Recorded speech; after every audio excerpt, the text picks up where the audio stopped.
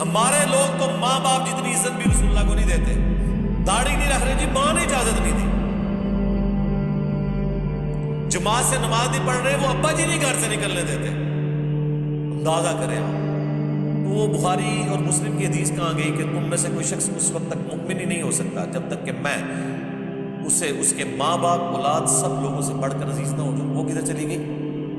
اور اس سے بھی بڑھ کے سورہ توبہ کی آیت نمبر 24 کہاں چلی گئی، جس میں اللہ تعالیٰ نے دنیا کی 8 چیزیں گنوائی ہیں. کاروبار زندگی اور جو کچھ جوڑا ہوا ہے اور جتنی رشتہ داریاں ہیں، ایک ایک چیز اللہ نے گنوا کے کہا اگر یہ تمام چیزیں تمہیں عزیز ہیں نا، اللہ اور اس کے رسول اور آخرت کے اعتبار سے دنیا میں جو کوشش کرنا ہے جہاد یا قتال، اس سے بڑھ کے اگر وہ دنیا کی 8 چیزیں تمہیں عزیز ہیں تو پھر اللہ کے عذاب کا انتظار کرو. کتنا کریٹیکل معاملہ. اب اللہ تعالیٰ کیا فرما رہا ہے؟ ایمان لاؤ اس رسول کے اوپر، عزت کرو. وَنَصَرُوا، صرف عزت نہیں کرنی، ان کی مدد کرنی. اب رسول اللہ کی مدد کرنا کیا ہے؟ نبی علیہ السلام نے کوئی دنیاوی طور پر کوئی کاروبار تو اسٹیبلش نہیں کیا کہ جس کی برانچز آپ نے پوری دنیا میں کھول لی ہیں. نہیں، آپ تو اللہ کی طرف سے منجی اور ہادی بنا کر بھیجیں گے انسانیت کے لیے. اور اس امت کو وہ کام بھی ٹرانسفر کر دیا اللہ تعالیٰ نے ختم نبوت کی برکت سے. کنتم خیر امت اخرجت للناس تأمرون بالمعروف وتنہون عن المنکر وتؤمنون باللہ. تم بہترین امت ہو جو لوگوں کے نفع کے لیے نکالی گئی، لوگوں کو نیکی کی طرف بلاتے ہو، برائی سے روکتے ہو اور اللہ پر ایمان لاتے ہو جیسا کہ ایمان لانے کا حق ہے. اچھا، ایمان تیسرے نمبر پہ ذکر ہوا ہے. کیوں؟ ایمان اللہ پر وہی صحیح معنوں میں لایا ہوا ہے کہ جو نیکی کی طرف بلائے اور برائی سے روکے. اللہ کے لیے اس کے اندر پھر حمیت ہو، لوگوں کو نیکی کی طرف بلائے اور برائی کی طرف. یہ وہ کام ہے جو ختم نبوت کا ہے. ایک ختم نبوت کا کام پاکستان میں ہو رہا ہے کہ جیڑا بھی ویلا ہے نا وہ کہنا میں ختم نبوت پہ کام کر رہا ہوں.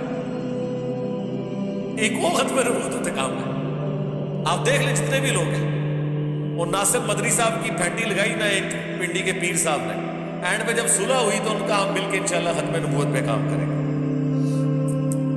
یعنی جیڑا بھی ویلا بندہ ہے وہ کہتا ہے میں ختم نبوت پہ کام کر رہا ہوں. ختم نبوت پہ کام کیا ہے میں آپ کو بتا دوں. ختم نبوت پہ یہ کام ہے کہ 2-4 پوسٹیں بنا دیں آپ قادیانیوں کے خلاف. یہ ان کے نزدیک ختم نبوت ہے. ہمارے نزدیک ختم نبوت یہ ہے کہ قادیانی جن کی شیطانی اولاد ہے، یعنی چشتی رسول اللہ اور اشرف تھانوی رسول اللہ، ان کا بھی رد کریں اور ان کا بھی رد کریں. اور جو انہوں نے وسوسے دیے ختم نبوت کے خلاف ان کو آپ ایڈریس کریں. یہ ختم نبوت کے اوپر کام ہے. اور رسول اللہ کی ختم نبوت کی برکت سے جو دین کا کام آپ کو ٹرانسفر ہوا ہے وہ آپ نے آگے لے کے جانا ہے.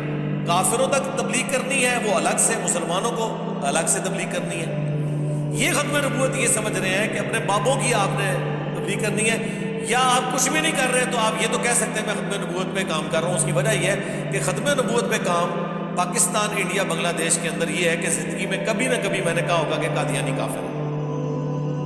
بس میں نے اب ختم نبوت کا حق ادا کر لیا. ختم نبوت کا حق اس دن ادا ہوگا جب آپ چشتی رسول اللہ اور اشرف علی رسول اللہ ان پارٹیوں کو بھی سمجھائیں گے کہ ختم نبوت ایک فرقے کا، ایک گروہ کا، ایک سکول آف تھاٹ کا رد کرنا نہیں ہے، بلکہ ہر اس بندے کا رد ہے جس نے بھی ختم نبوت کے اوپر ڈاکہ مارا.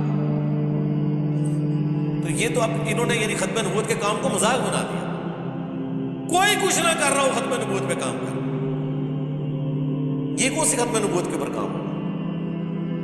اللہ تعالیٰ فرما رہا ہے ختم نبوت پہ کام یہ ہے کہ رسول اللہ کی عزت کرنی ہے، وَنَصَرُوا، اور ان کی مدد کرنی ہے، وَاتَّبَعُوا النُّورَ الَّذِي أُنزِلَ مَعَهُ، اور پیروی کرنی ہے اس نور کی، قرآن کی جو ان کے ساتھ نازل ہوا. یہ تو سب سے مشکل کام ہے ختم نبوت کے حوالے سے کہ قرآن کی پیروی کرنی ہے. کیوں؟ یہاں کا مولوی کہتا ہے قرآن حدیث ڈائریکٹ نہ پڑھنا گمراہ ہو جائے. یہی کہتے ہیں نا، اور کہتے تو ٹھیک ہی ہیں، ان کی نظر میں تو گمراہ ہو بھی جاتے ہیں. سورۃ الاعراف کی ہم نے آیات کور کی ہے نا کہ جب کسی کا گیئر الٹا لگ جائے اسے ہدایت کا راستہ گمراہی کا راستہ نظر آتا ہے، گمراہی کا راستہ ہدایت کا راستہ نظر آتا ہے.